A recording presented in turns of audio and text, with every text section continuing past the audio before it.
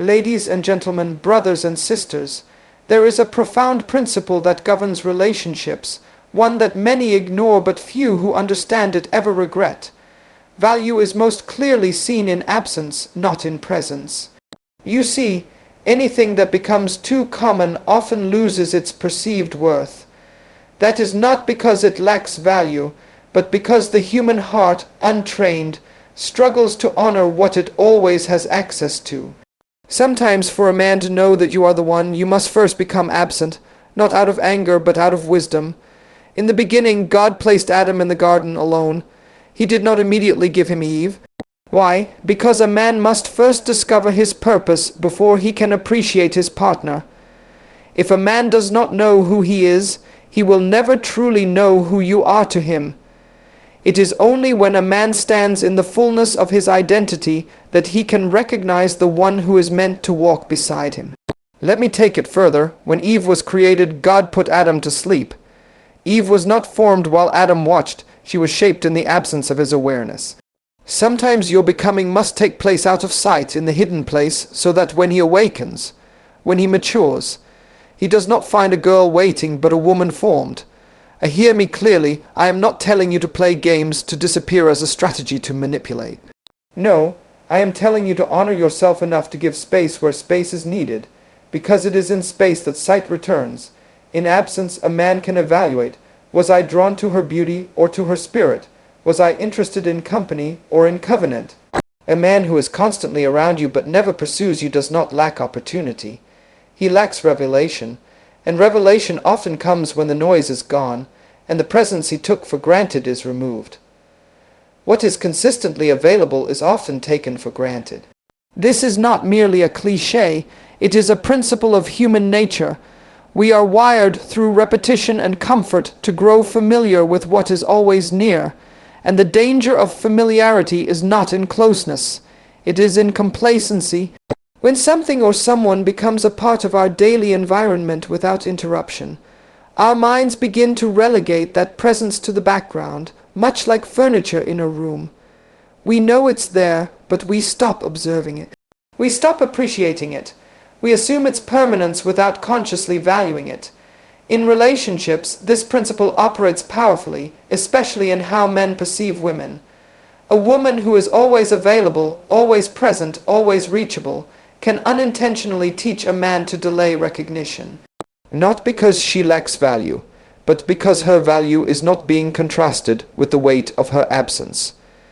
When a man never experiences what life is like without her, he may fail to grasp what her presence actually contributes. She becomes part of the rhythm of his life, but not the revelation.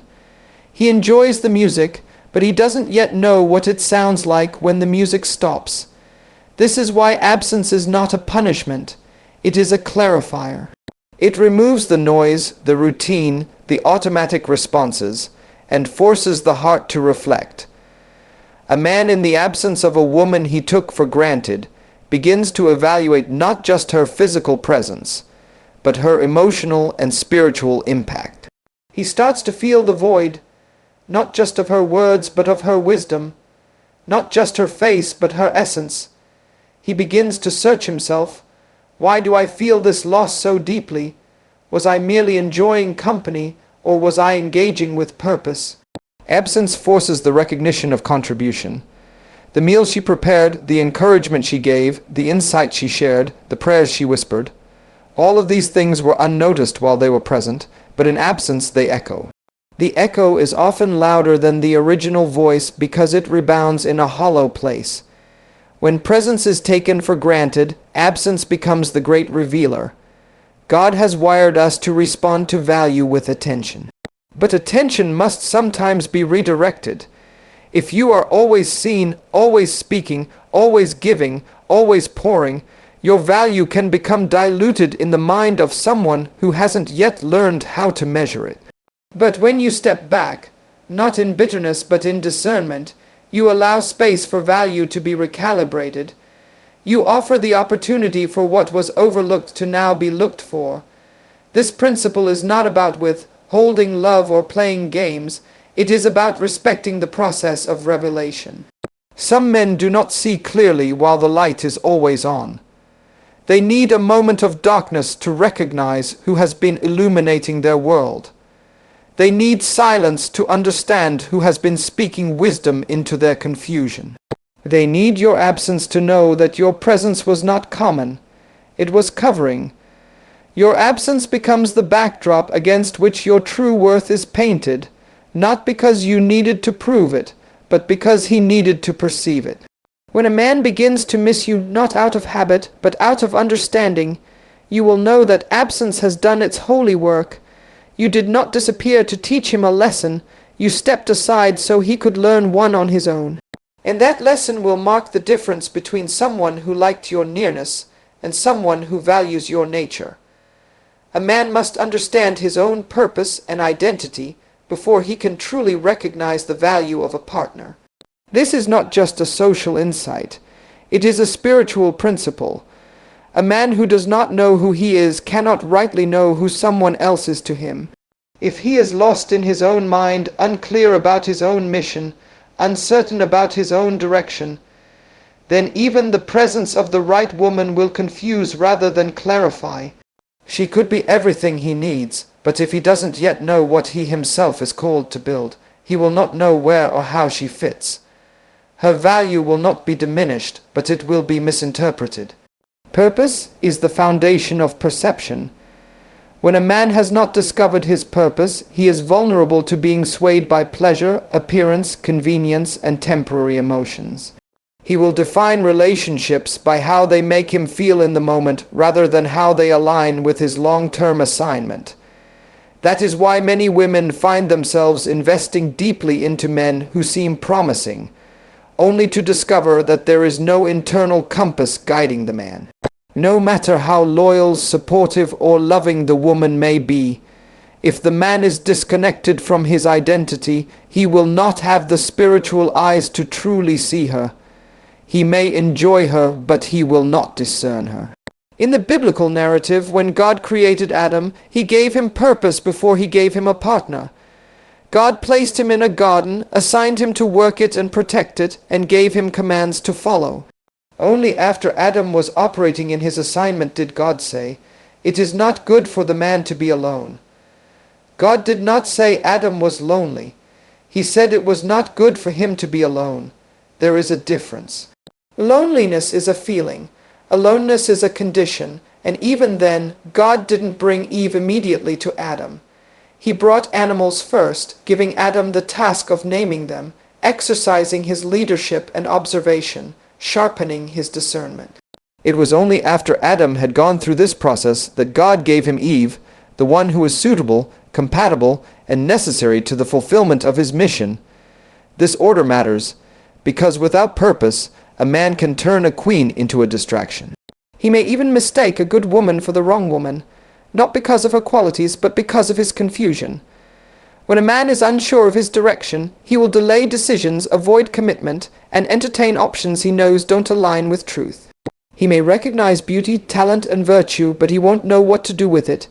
He may admire her, but he cannot lead her. He may want her, but he won't prepare for her, because a man who hasn't discovered himself is unqualified to properly identify someone else's role in his life.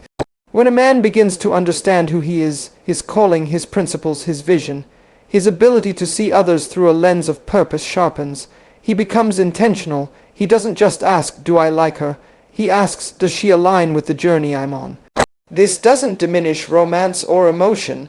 It deepens them, because now the connection is rooted in clarity, not just chemistry. A woman who desires to be chosen rightly must recognize that a man's personal discovery is not a threat. It is a requirement. His journey to self-awareness is not an excuse to delay love, but a necessary passage to ensure that love is stewarded well. When he knows who he is, he will know who you are. And when he knows where he's going, he will know why you matter. His recognition of your value will not come from a place of neediness, but from a place of understanding. He will not see you as a solution to his confusion, but as a companion to his calling. Familiarity breeds contempt.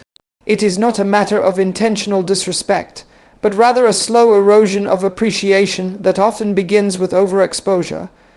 When something or someone is always available, always present, always giving, there is a risk that their significance becomes muted in the background noise of routine. This is especially true in male-female relationships, where access without boundaries can dull a man's sense of wonder and urgency, not because the woman lacks substance, but because human nature has a tendency to overlook what is assumed to be permanent. The heart, when not trained to honor, naturally shifts from gratitude to assumption. A man who constantly sees a woman, constantly receives from her, constantly benefits from her emotional availability, may begin to treat her presence as a given rather than a gift. She may be pouring out support, affection, and encouragement, yet because she is always there, the man might begin to subconsciously devalue her presence, not out of malice, but out of mismanagement. What is no longer pursued is eventually no longer prized. This is why boundaries are not barriers. They are builders of value. When a woman remains constantly accessible, constantly accommodating, she can unintentionally communicate that her worth is tied to her willingness to be convenient. Over time, this breeds a type of passivity in the man. He stops reaching. He stops investing. He no longer asks himself if he is rising to meet her worth because he believes, however unconsciously, that she will always be available regardless of what he does or does not do. Men are wired for challenge and discovery. When something is handed to them without effort, it often fails to provoke depth of reflection. But when something requires time, effort, intention, and even patience, it forces them to evaluate its significance. That which comes easily is rarely considered deeply. A woman who allows herself to be too familiar, too available, too woven into a man's daily rhythm without ever creating space for contrast, can become a silent casualty of emotional complacency. Not because she did anything wrong, but because the man was never invited to pause and consider her worth. Space restores sight. The absence of the familiar reawakens the senses. The man who had grown numb to her voice begins to hear echoes of her wisdom. The one who overlooked her kindness begins to notice how cold the world feels without it. What once was routine becomes remarkable again, but only after it is removed from its usual place. This is not a game of withdrawal. It is the power of self-respect and discernment. A woman who knows her value does not make herself constantly available to prove it. She creates space to protect it. When a man senses that a woman is not afraid to stand alone, that she is not anchored by his attention but by her own sense of purpose, he begins to reassess his posture toward her. He starts to wonder if her absence is not an act of disinterest, but a mirror to his own inconsistency. The very absence he once ignored now feels like a void he cannot fill with substitutes. Familiarity may have numbed his recognition, but space begins to revive it. He begins to ask questions he never asked when she was always around. Who is she to me? Why do I miss her presence? What did I fail to see while she was near? This process does not guarantee romantic reconciliation, but it does guarantee revelation. The man may or may not return, but he will see her differently. He will see that she was not simply a background figure, but a force. Her boundaries were not walls. They were windows into her self-worth. And if he chooses not to pursue her again, it will not be from ignorance but from understanding. He will know what he walked away from because her familiarity no longer obscures her value. Space breeds clarity. When we remove ourselves from constant interaction, from the routines and patterns of relational familiarity, we create the opportunity for true perception to emerge. In the context of a man evaluating a relationship, particularly one where a woman has been ever present, giving, and available, space becomes a refining agent. It distills feeling from fact, emotion from intention, and attraction from alignment. Without space, many men confuse attachment with compatibility, convenience with connection, and habit with love. A man who never has to reflect will rarely come to revelation. As long as she is always present, always texting back, always picking up the phone, always stepping in to help, he is not forced to consider what life feels like without her. Her presence becomes a default, a norm, something expected rather than appreciated. He may say kind words, express thanks, or offer gestures of affection, but these are often shallow without the testing ground of separation. It is when she withdraws, not in anger but in wisdom, that the man is left with himself. And in that space, the questions that never had room to surface begin to rise. What do I actually feel for her? Is it love or is it just comfort? Do I value her or do I value the way she supports me? Do I see a future or am I simply enjoying the present? These are the questions that clarity brings, but they can rarely be answered in the midst of constant access. Silence has a way of exposing what noise tries to cover. Stillness has a way of forcing a man to listen to the voice of his own heart without the distraction of someone else's energy.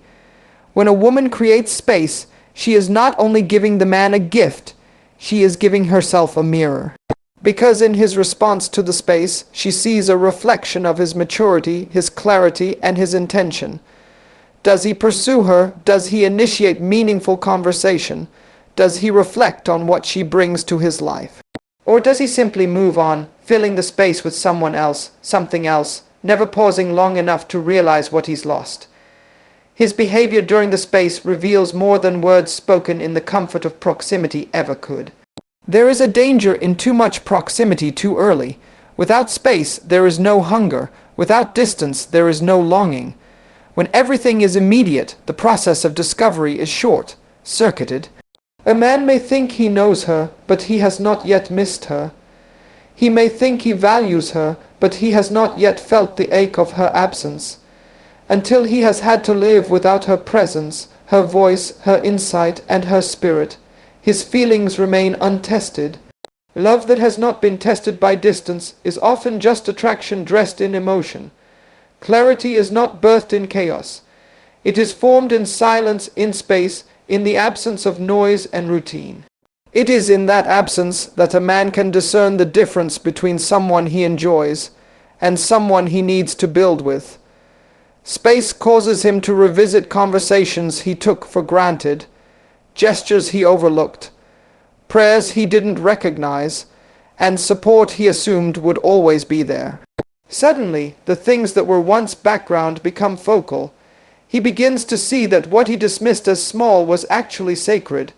Space becomes the incubator for clarity.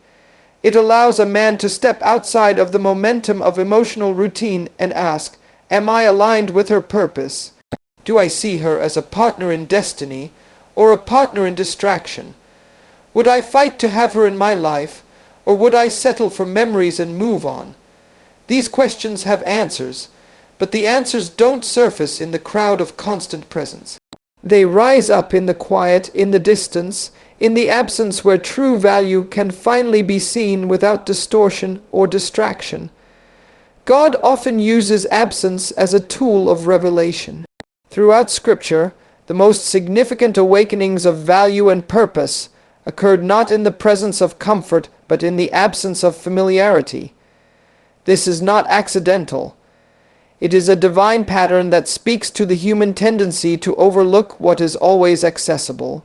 When something or someone is consistently in reach, the weight of their presence is often not fully understood.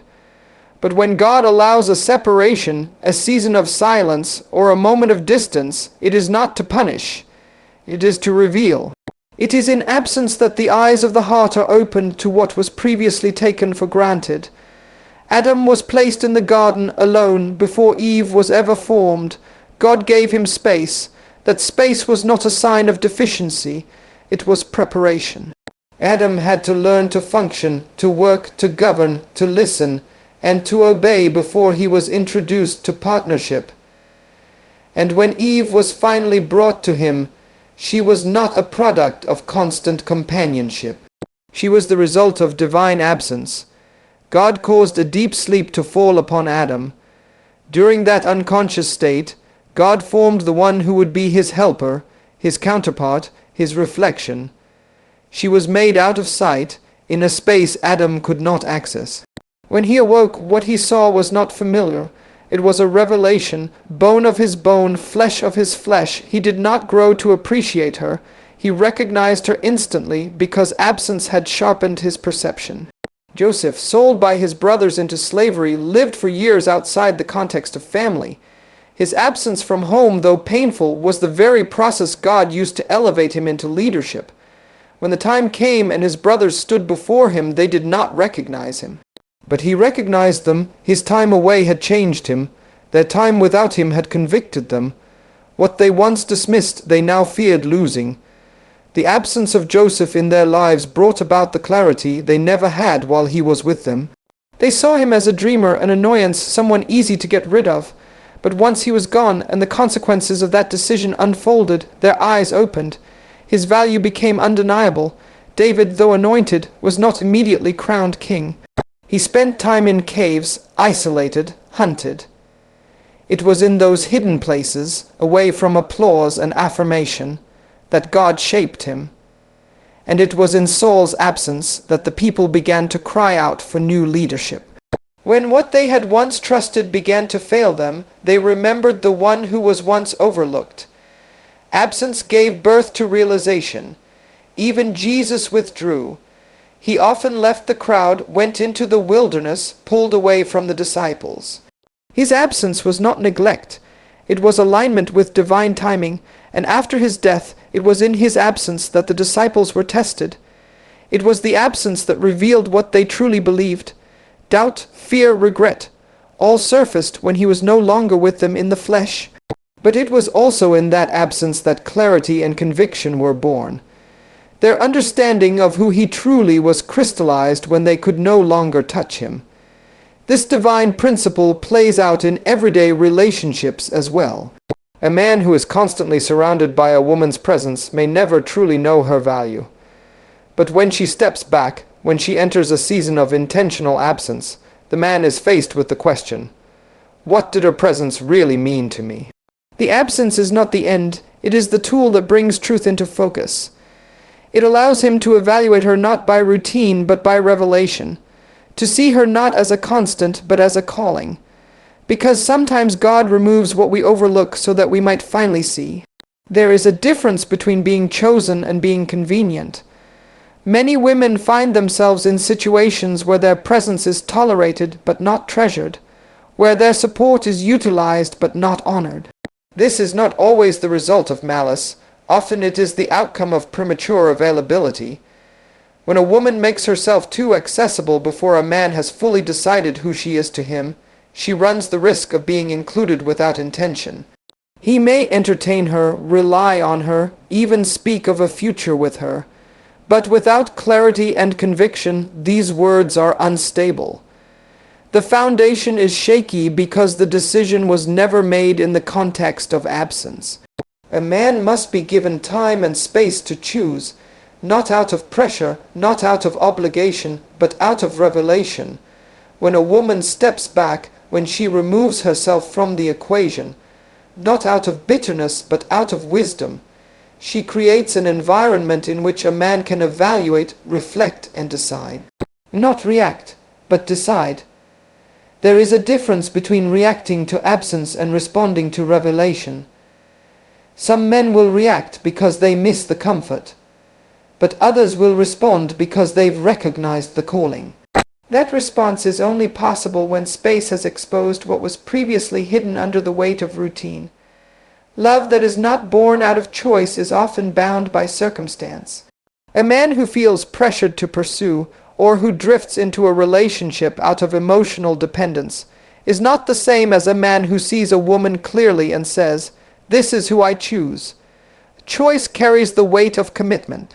It is intentional, it is deliberate, and it only happens when there is time to contrast her presence with her absence, her voice with the silence, her influence with the emptiness that follows when she is no longer there. Being chosen is not about being louder, more visible, or more agreeable. It is about being irreplaceable in the spirit of the man who truly sees. That level of recognition doesn't happen when she is always there, always doing, always sacrificing without space. It happens when her absence creates a disruption. when the flow of his life is interrupted by the realization that something meaningful is missing, that what he thought he could replace cannot be duplicated, that what he once called ordinary was actually extraordinary. There is a kind of woman whose presence demands a response, not because she forces one, but because the substance of who she is speaks even in silence. When she steps back, the void she leaves is not just emotional, it is spiritual. It touches the man's sense of destiny, not just his desire. He begins to recognize that her role in his life was not to fill space, but to fulfill purpose. But he cannot come to that understanding if she never allows the room for revelation. This is why absence is not a retreat. It is a requirement. It is part of the process that separates the passive from the purposeful. A man who is merely entertained by her will move on, but a man who is truly aligned with her will be moved. He will not only seek her out, he will prepare. He will not only return, he will pursue with clarity. And this clarity was made possible not in her presence, but in her distance, because her absence forced him to confront what he really felt, what he truly needed, and what he was willing to commit to.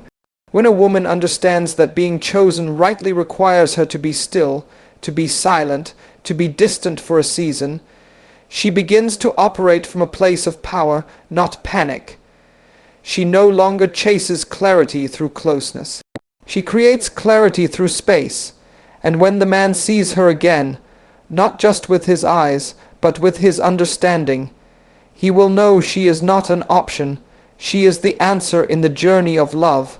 Clarity is not born in closeness, it is refined in absence. A man cannot truly know a woman's value if he is never given the opportunity to miss her, reflect on her, and decide for himself who she is in alignment with his purpose. Presence may spark connection, but it is absence that tests and proves conviction. A woman who understands her worth does not fear distance. She trusts that space will reveal what presence has concealed. If a man sees her clearly when she is gone, if he pursues her with understanding and not just emotion, then she will not have to ask if she's the one. His actions will testify that he knows she is. Because a man who has encountered real value through absence does not return casually, he returns committed.